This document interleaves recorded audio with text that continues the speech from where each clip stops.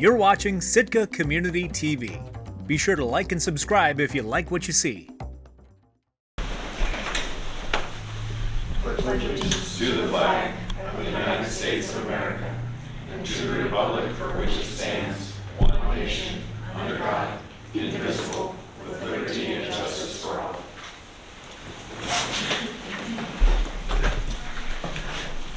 The Assembly of the City and Borough of Sitka would like to respectfully acknowledge the traditional First People of Sitka. With gratitude, we proceed on immediate ID. Sarah, roll call. Mr. Mosher? Here. Ms. Duncan? Here. Mr. Christensen? Here. Mr. Pike? Here. Ms. Carlson? Here. And Mayor Eisenbach and Mr. Yested are absent this evening. Are there any correspondence changes? Okay, seeing none. Go to special reports. Anyone from government to government? Municipal boards, commissions, committees, municipal departments, school district, students and guests. Seeing none. Move on to persons to be heard. This is for public participation on any item off the agenda. All public testimony is not to exceed 3 minutes for any individual.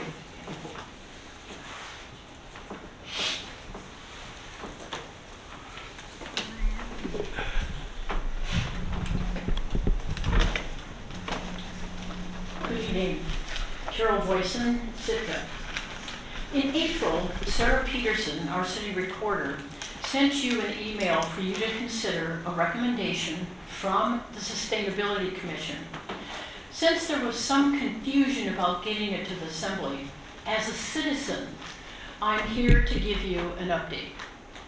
The recommendation is for the city to contribute $10,000 to Alaska Heat Smart for the purpose of training a Sitka resident to conduct readiness assessments of Sitka households for subsidized heat pumps. Juneau-based Alaska Heat Smart has increased the amount of funding that will be available to Sitka for heat pumps from $50,000 to $100,000. Now, together we need to consider 3 factors about what a $10,000 city contribution gets us. Number 1, the $10,000 is for training a Sitka-based readiness assessor. In return, Sitka gets at least 40 heat pumps installed in households worth close to $100,000. The cost-benefit analysis is really good for Sitka. Number 2, lower and middle income households will lower their cost of living significantly by transitioning from oil or electric baseboard heat to a heat pump while having that heat pump subsidized. 3, this program lessens the carbon emissions when oil heating is replaced by a heat pump, hence complying with our intent to decarbonize. $10,000 from the city can result in an incredible exchange by pumping $100,000 into our local economy, cutting carbon emissions, and making Sitka, for some, a more affordable place to live. I urge you, the Assembly, to place the Sustainability Commission recommendation on your next agenda. The cost benefit for Sitkans and our environment couldn't be better. Thank you.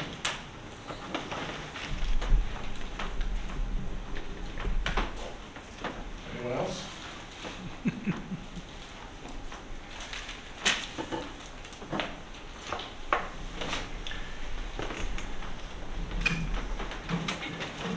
Good evening. My name is Richard Queen, and the prior speaker, it sounds like that's quite a deal, so we need to consider something like that very seriously. Looking at the assembly candidates and the school board candidates, It just reminds me of something I learned in 9th grade French. Plus que change, plus c'est la même chose. The more things change, the more they stay the same. And what I see here is that, until there is a real diversity of opinion on the assembly, like I said, some things don't change, and I will be coming up here at every opportunity. One of the important things that I would come up here for was to talk about economic issues, and I would say things like Proterra, which is an electric bus maker, went bankrupt this week. And I would say, well, what is that about? It was a highly supported entity from the Biden administration and went under. And it's kind of like a Solterra. But today, I want to talk about something that hits a lot closer to home. And that is the fishing issue related to chums. In August of 2021, there was a headline in the Sitka Sentinel which stated how many chums were being caught, and the price per pound was like $1.15 or $1.20, and the hatcheries were hailed as the savior of the fishery that year. And it's very interesting that we've now come a full circle, and I believe in circles. And that is, we hear that Trident is now, due to the collapse of the chum market for any number of reasons, they're paying 20 cents per pound. SPC is paying 45, but that changes daily. And at one point in the article, it said people were dropping out of the fishery for Chinook, and they were going to go do chums. Now we're hearing an article that says they're dropping out of chums. So my question is that things change. And that is why the Assembly has to be very sensitive to change, and they need to not vote for every expenditure without a lot of thought. Thank you.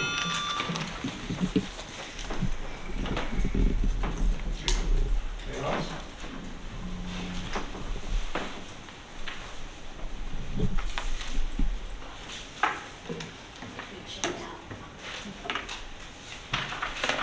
The show and tell, of course. Thank you.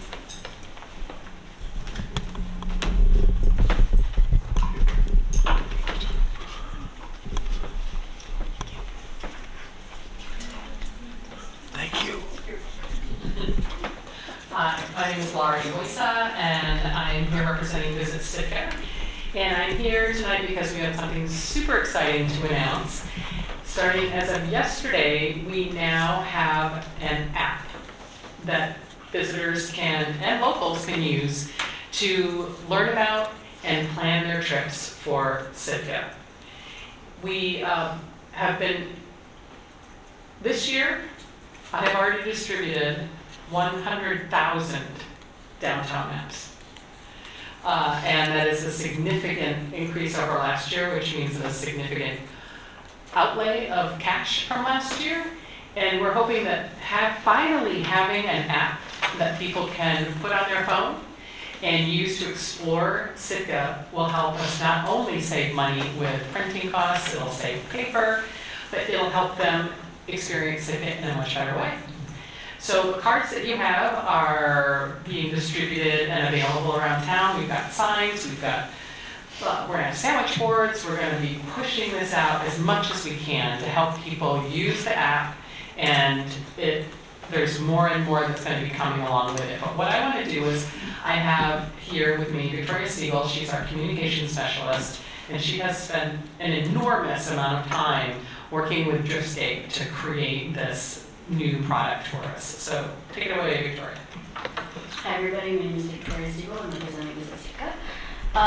We are thrilled to be able to bring this new resource into the community for locals and for visitors. I think it's been a long time coming, so we're really excited to be able to have this available. Driftscape is essentially a digital map where visitors can interact with over 180 points of interest. They do not have to have internet connection to use it. There are things to do on there. There is hiking trailheads and even down to the locations of ATMs and mail drop box locations. So we're, again, really excited to have this available as an accessible option for anybody to use while they're in our community, and kind of a step in the next direction in modernizing how visitors experience destinations.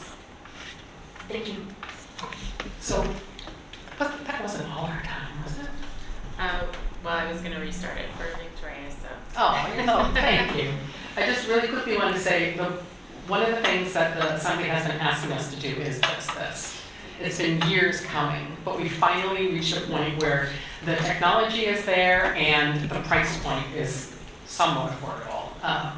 So the great thing and why we chose this product is there is an offline version.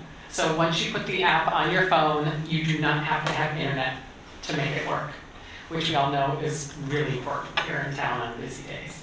So thank you very much. I hope you download it, check it out, tell people to try it out. And if you have feedback, really, literally, it went live yesterday. So if you have feedback, please feel free to share with us what your experience is like. Please email me. Thank you. Thank you very much. What's your email? Communications@visitSitka.org. Yeah, why don't you, speaking of this. My email is communications@visitSitka.org. Communications@visitSitka.org. Okay, thank you. Thank you, ladies. Is there anyone else for persons to be heard? Okay, seeing none, we'll move on to the consent agenda. Can I please have a motion? I move to approve the consent agenda consisting of item A, approval of the minutes of the July 25th Assembly meeting, and B, approve the liquor license renewal application for Mean Queen LLC doing business as Mean Queen at 205 Harbor Drive. Second. Okay, it's been moved and seconded. Is there persons to be heard on this agenda item? No? Seeing none? There's no discussion on consent agenda, so was it Sarah for roll call? All right, on the motion to approve the consent agenda consisting of items A and B, Mr. Christensen, Yes. Mr. Mosier, Yes. Mr. Pike, Yes. Ms. Duncan, Yes. and Ms. Carlson. Yes. The motion passes 5-0. Okay. So now we go on to boards, commissions, and committee appointments. Item C. I move to appoint Amanda Roberts to an unexpired term on the Health Needs and Human Services Commission. Second. Okay, it's been moved and seconded. Is there any public comment?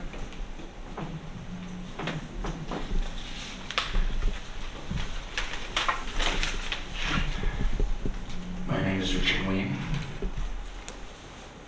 The appointment of Amanda Roberts is clearly a good thing. I always get up to congratulate those individuals who wish to participate. I know that Health Needs and Human Resources Commission is at a difficult time in getting their quorum and filling seats. Amanda Roberts has been around and has meaning in Sitka and has done a lot of community service kind of things. And I think she will be an excellent fit. And I'd like to thank Ms. Roberts for stepping up and being part of the city process. Anyone else for public comment on this? Okay, seeing none, move to the assembly for discussion. Okay, seeing none. Sarah? All right, on the motion to appoint Ms. Roberts to the Health Needs and Human Services Commission, Mr. Mosier, Yes. Ms. Carlson, Yes. Mr. Pike, Yes. Mr. Christensen, Yes. and Ms. Duncan. Yes. The motion passes 5-0 on item C. Great. There is no unfinished business, so we move into new business. Item D, can I get a motion? I move to approve ordinance 2023-17 on first reading, amending Title 4 Revenue and Finance of the Sitka General Code by updating Chapter 4.05, Marine Passenger Fee Fund. Second. Okay, it's been moved and seconded. Melissa Haley, would you like to give an introduction to this item before we go to public comment? Sure. So this item is largely a cleanup of an older part of code, making sure that we're being consistent with what we call, what should be called commercial passenger vessel excise tax or CPV funds. In the past, we've had different terminology from other parts of the state, which gets things confused. So this just makes it consistent throughout our code. And then it also streamlines the process. It makes sure it ties in with our budget process and just presents a simplified process that gives us enough time to go through all the steps necessary. Thank you. So we'll go to public comment for this item.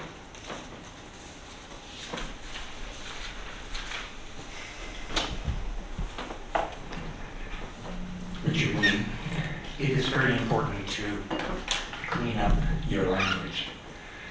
And one of the important things with Ms. Haley didn't mention is that in 2016, and there was an ordinance 2016-32 which removed the public process for project proposal submissions. And what this does is actually insert the public back into this process. And the way it is worded is that if the Assembly determines there is a sufficient amount of funding available to initiate a call for public proposals. Now, what is interesting is, as part of the memo, they really don't talk about, I'll say, historic amounts that would have been left over for the public process. So we really have no idea of whether this is going to be something that will, for example, the Tourist Commission will really have a say on things with any type of substantial amount of monies, or is this just playing games with language? So my notion is I'd like to know what the historic amount that the citizens could make proposals for. And I think that's important. And in the ordinance, they mention that money can be spent on the design, construction, operation, and maintenance of municipally owned port and harbor facilities, that design, construction, and operation and maintenance of municipality-owned facilities with the purpose of safety and efficiency for interstate and foreign commerce.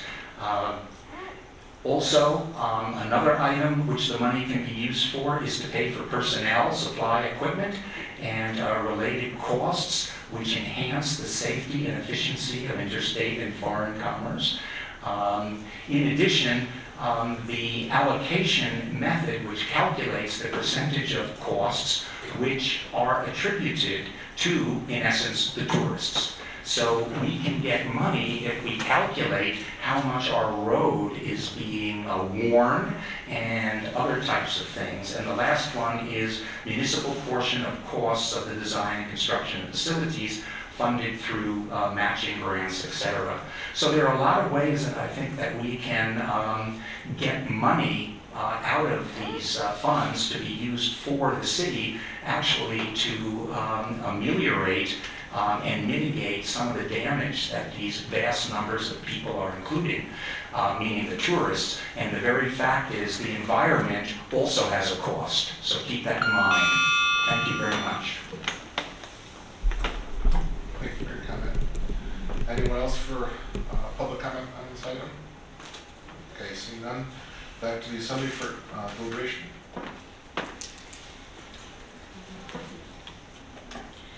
This is coming forward at really great timing, so thanks for the city staff for putting this forward. The last month's work session in the Tourism Task Force, there's quite a bit around Directive 2, which was kind of what's the process around these funds. So they were asking for kind of what that, some dates in that cycle, and that's exactly what this ordinance is bringing forward.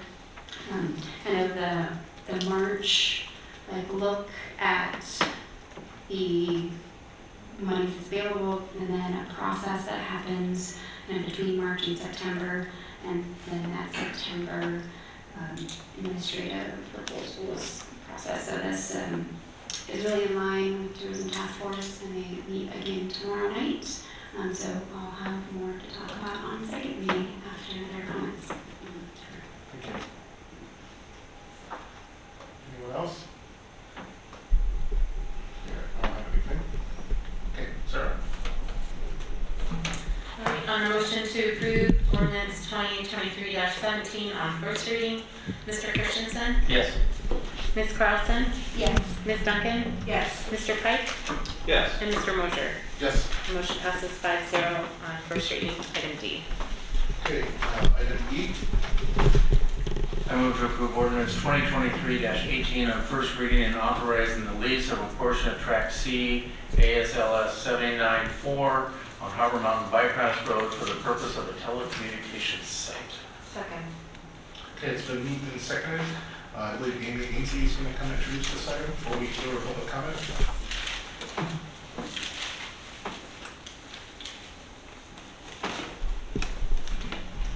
Thank you, Assembly Members. Amy Ainsley, Planning and Community Development Director.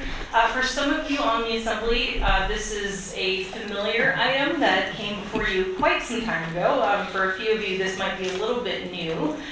So just to give you a little bit of background, in about 2020, late 2019, early 2020, the city was approached by New Horizons as well as Vertical Bridge Development, which helped to build cell towers, primarily for their anchor tenant Verizon. As Verizon was coming into Sitka, they were looking for more areas to expand their coverage, and one of the main gaps in their coverage in terms of their plan for new sites was the sort of Granite Creek area. In looking for available properties that sort of met a few of the qualities that they're looking for cell tower development, a spot on Harbor Mountain Bypass Road kind of quickly rose to the top of that list. So partway through 2020, kind of mid-2020, is when we really kicked off the process in terms of the lease application being submitted. We had reviews with the Planning Commission as well as the Assembly. We issued a request for proposals, had that open and advertised, looked at the responses, did a tentative award negotiations in 2021, came back to the Assembly with some preliminary negotiations completed and received your direction to move forward with preparing the lease. Throughout the rest of 2021 and into 2022, the company spent some time on land surveying, working on permitting and sort of development plans for the area. And then over the course of 2022 to present, we've been working on the lease agreement. We have learned a lot about cell companies and cell towers and how they operate these sites. It's a really unique business model. So given those uniquenesses, a lot of significant time has been spent on developing the lease and trying to make sure that the final lease agreement is, kind of meets the majority and the really important parts of our standard lease terms while also providing for the needs of this pretty unique business. So that's why planning and legal have been very involved on this project and have been working on the lease since then. So just a little bit about the site in general. For those of you who might be familiar with the area, this is on Harbor Mountain Bypass Road, and it's on the portion of the right-of-way that is owned by the city. It's just before the water tower that's up there, which is also kind of a good site because that means it also has electric, which a cell tower site means. It's about 10,000 square feet, plus or minus. The zoning is appropriate for the use as a cell tower, and per the terms that we received direction from to move forward with the Assembly, all of those remain present here. The site is to be leased for $1,000 per month with 2% annual escalation, and we will also receive a 33% revenue share for all subleases of the cell tower site, excluding the anchor tenant Verizon. So if any other cell providers, say maybe a GCI or AT&T or anyone else like that, wanted to utilize the tower, we would receive about a third of the revenue share from that. The only thing that has changed since this last came to the Assembly in terms of The specifics of the lease is that the applicants have asked to have a 30-year term on the lease. Before it was 5-year consecutive terms, but just again, given sort of the complexity of their organization as well as ours, it was determined that no, we should really just kind of go for a longer term lease with a single term. So it's not those multiple 5-year terms. However, 30 years is considered pretty standard for most of our long-term land leases. The code just does state, particularly for title leases, so sort of those raw land leases, that 30 years is our standard. So didn't see that this was a really substantive change over what the Assembly had previously reviewed. I believe that's everything on just sort of overview of the lease. The ordinance, this is the first reading tonight. It will take 2. Once approved, that will authorize the administrator to execute the lease agreements. I'll come back if you have any questions after public comment. Sounds good. Thank you, Amy. Okay, we move to public comment on this item.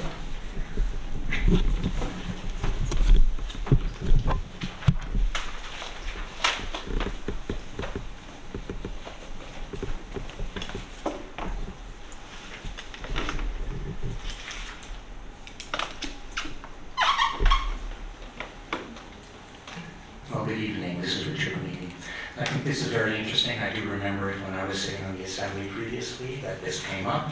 A number of questions at that time. Firstly, in going over some of the basics, I had a lot of fun, and I don't have much time, but Vertical Bridge Development is a very large cell site developer. If you look, they're centered in Boca Raton, which I think is appropriate, which is a rat's mouth. They do a lot of this across the country, and also what popped up was all the lawsuits that were against them and how they fought them to get in various municipalities to put up their towers. Very interesting. The fellow who is the president and CEO is Alex Gelman. If you want to write him, I have his address for you. If you're down in Florida, I can, maybe you can get together for a group. And the important thing that I don't see in any of this documentation is, for example, what frequency this is going to be at. 5G is very unique, and I don't know how much any of you sitting on the Assembly know about 5G and how it's divided up into low, mid-band, and high band, and what the differences are and how it relates to 4G. And one thing about Verizon initially went into high band, which is like 25 to 68 gigahertz. And this is a whole different thing than AT&T or T-Mobile. And I would really like to know, because it really makes a difference on how many additional antennas are needed, because if they go to high band, there are going to have to be 5Gs all over the place. I will, if I'm granted extra time, I can explain why this is true, because the higher the frequency, the shorter the distance. And by the way, the higher the frequency, the more absorption and humidity and rain, and that's why they need to carry back on 4G to get things going. It's a fascinating technology, but there are a lot of problems, I'll say, with the lease, and that need to be answered. I want to know the frequency. If you look at the things, it's 5,000 feet from, of course, the Sitka Halibut Point dock, but it is 1,100 feet from residentials. This is an R1 area, meaning residential. I don't have enough time. If you look at the plat, they have 4 additional areas, meaning 4 additional expected individuals who might sublease, and that's all for a 50-page lease. Thank you for your comments. Is there anyone else public comment on this item? Okay, seeing none, bring it back to the assembly table. Kind of fun to see this come back. The speed of, I hope their data is faster than the speed that it took to get this together. It'll be interesting to see as the cell competition heats up here. But we know we need the extra bandwidth, so not a problem with this. Thank you, George. JJ? It's nice to see the lightning rod on top of that 85-foot tall pole.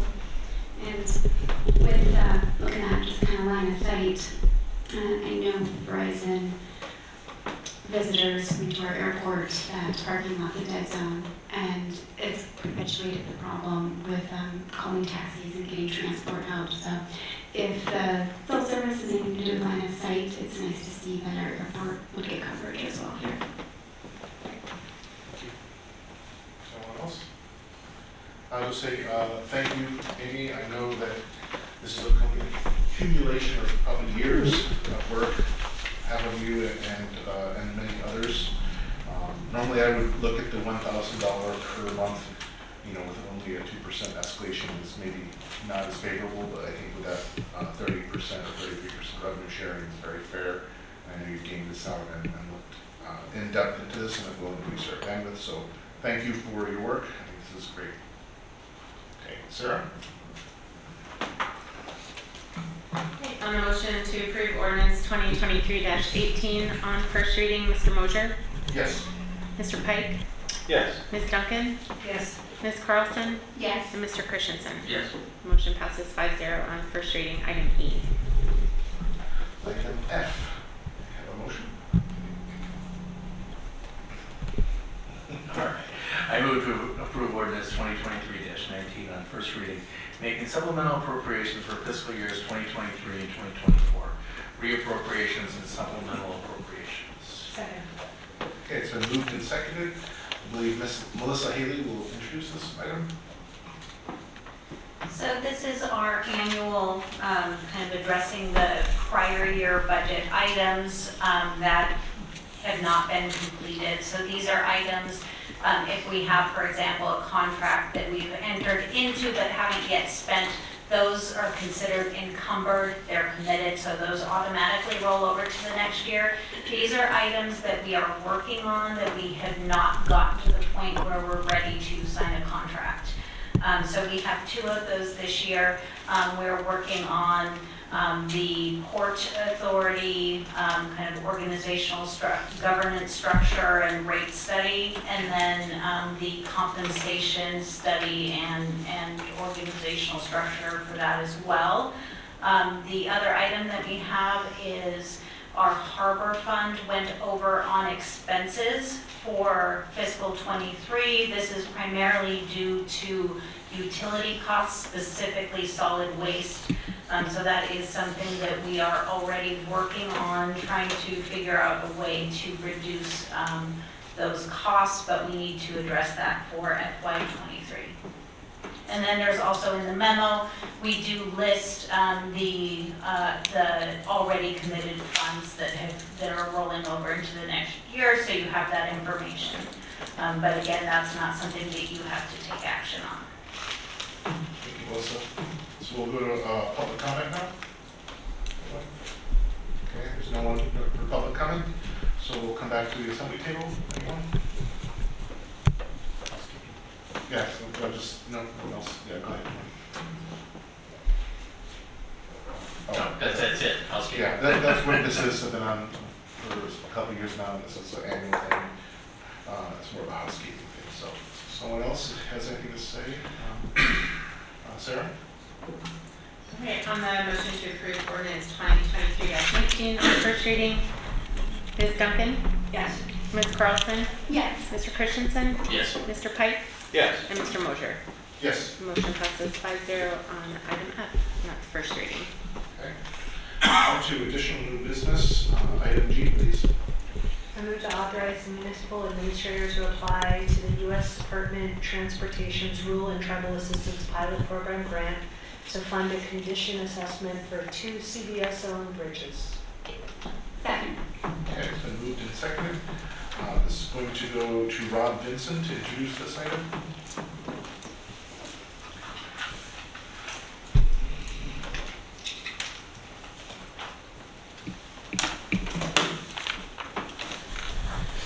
Good evening. My name is Ron Vinson. I'm the Public Works Director here for the city. And tonight we're coming here to seek approval to keep pursuing grant funding for a chunk of money here coming from the Rural and Tribal Assistance Pilot Program. This program is a pilot project that's coming from DOT. The grant funding is essentially to help with technical assistance and planning assistance for smaller rural communities and tribal organizations. In seeking this grant funding, we're looking for about $150,000. Again, that's to help us do a deep dive condition assessment on 2 of our bridges. Last year, around this time of the year, we did 2 condition assessments. They were very high level. We teamed up with the Forest Service, and they provided kind of a free service to us to assess some of our bridges. The 2 in question here that were mentioned in the memo, be the Grad Creek Bridge and the Sawmill Creek Truss Bridge. Both of those were identified as kind of trouble bridges. We're looking for a deeper assessment. Last year we saw, I think it was $250,000 in our capital fund to do a condition assessment and to do some planning and study to replace those bridges or retrofit them. This funding will help supplement that, hopefully lowering the cost for the city. There is no match for this. We expect to hear back by December if we can move forward. Thank you, Ron. We'll call you back if we need you. Thank you. This goes to public comment on this item.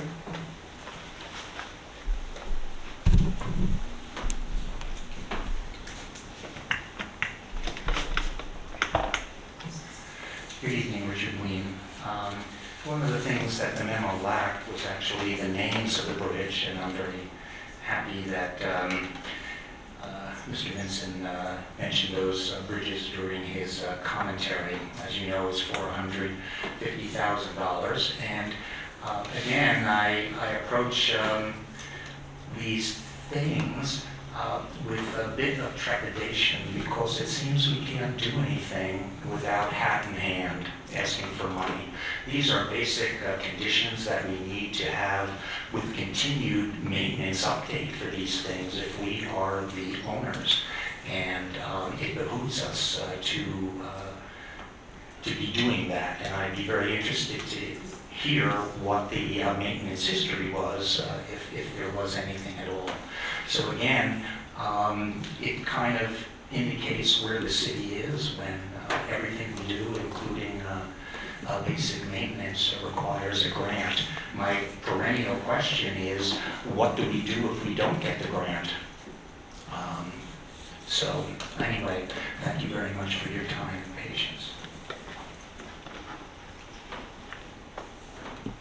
Anyone else? Okay, back to the assembly. I'm just glad that, I'd like to see the ongoing public works trying to chase after some of these grants that take some pressure off our budgets, and forward thinking, and thinking that, okay, we're trying to identify problems before they're bad problems. So glad they're doing this. Question. Just need clarification on the numbers that were presented in the memo. I saw that the award amount could be anywhere from 150 to 360. Did you say that we would be requesting 150? That's correct. If I heard you right, 150? Yeah. We are seeking 150. That was through guidance that it would optimize our opportunity to get the grant. Okay, because that's my question. We set aside 250,000. This is supposed to supplement that. If we're eligible to apply for more, I wasn't sure why we settled on 150. So you said that you were talking to the agency who awards the money, and they said more likely to get it if you come in around this number. Correct. Okay, thank you. That's the clarification. You're welcome. Thank you. I don't have anything other than thank you, because it's wonderful. I do like no matching grants, and it is nice that although we do have the money allocated for some of this, we're continuing to look for grants to help save some money as well. So I'm in support of this. Sarah? All right, on the motion to authorize the municipal administrator to apply to this program, Ms. Duncan?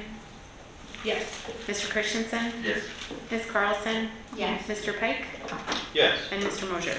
Yes. The motion passes 5-0 on item G. Great. This brings us to persons to be heard. This is on any item on or off the agenda. Not to exceed 3 minutes.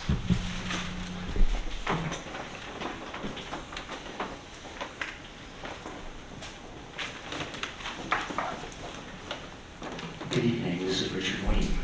This is not a pet peeve, I think this is not housekeeping, but something I'd like to see is that there were 2 quarterly reports today, and they are kind of buried in the agenda. And the 2 quarterly reports were the Harbor Department and the Public and Government Relations.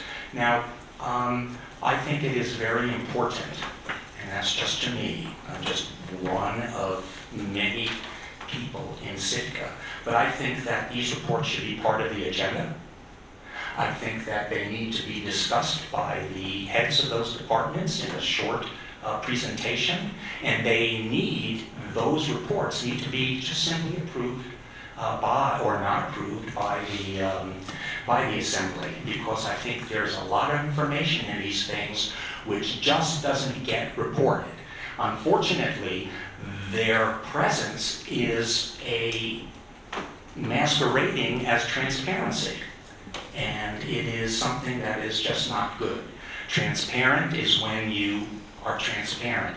The managers, directors need to get up, talk about the high points, and tell the public, most importantly, and but also inform the Assembly specifically.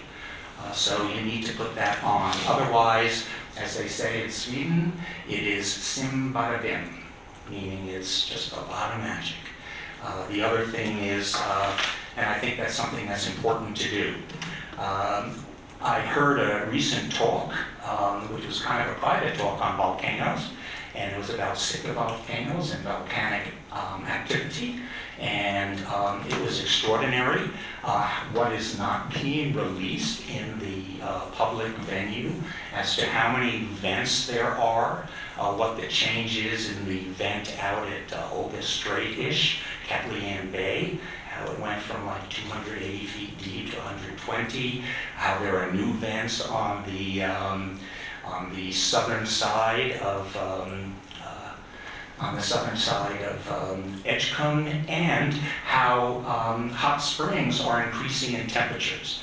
Now, I don't believe it's going to happen in my lifetime, but let me tell you, there's some crazy stuff that's gone on that you never think would happen, and it blew up so many years ago. Why not tomorrow? But it's fascinating, volcanology. And another aspect that I would like to talk about is the use of iPads in the school, and the ability of keystroke software to track all the children's usage. And I'd love to see the contract on why they got these iPads for free, to see if they are collecting data on the children. Thank you.